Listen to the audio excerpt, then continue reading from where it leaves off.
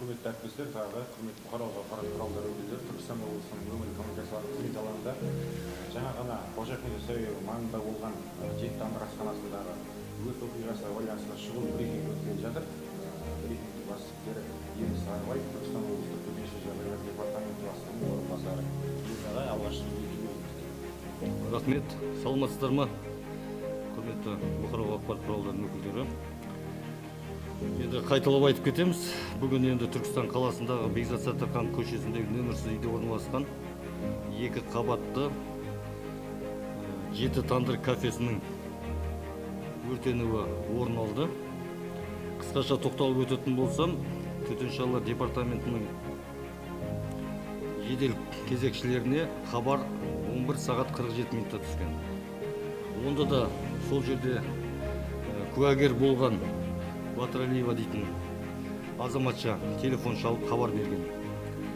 Тез арада өрт сөндіру бөлімінің қызметкерлері, техникалар шығып кетті. Алғашқы жетуі бұл 11 сағат 54 минутта өрт орнына жетті. Бұл жерде айта кететіні, кеш келді, басқа деген әңгімелер көп тарайды. Алайда бұл жерде ең жақын орналасқан өрт сөндіру бөлімінен ара қашықтық 4 километрден асады. Сонымен қатар түскі уақыт екенін білесіздер, қаланың орталығы, көлік кептелісінің де көп екені белгілі. Сондықтан өрт оқиғасының орнына жетуі хабар түскеннен бастап 7 минутқа дейін болды. Одан кейін бірінші жеткендері бұл екі өрт сөндіру автокөлігі және кезекші өрт сөндіру қызметі жетіп болды. Жалпы толықтай өрт сөндіруге 34 жеке құрам өрт сөндірушілер, одан бөлек шұғыл топ 5 адам, сонымен қатар департамент аппаратынан 20 қызметкер өрт сөндіруге қатыстырылды. Одан бөлек департаменттің қызметкерлерінен бөлек полиция департаментінен 44 адам, 6 техника, жедел жәрдем қызметінен 3 адам, 1 техника, газ қызметінен 1 техника, 3 адам, және су қызметінен де 1 адам, 1 техника, 3 адам жұмылдырылды. Толығымен өрт 12 сағат 50 минут уақытта оқшауланды, ал 13 сағат 23 минутта толығымен өрт сөндірілді. Қазіргі таңда өрт орнында 1 техника кезекшілік ұйымдастырып жатыр.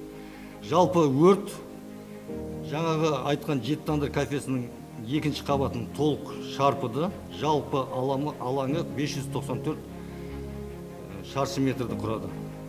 Айта кететіні, сол екінші қабаттың 156 шаршы метр шатыры қазіргі таңда құлады.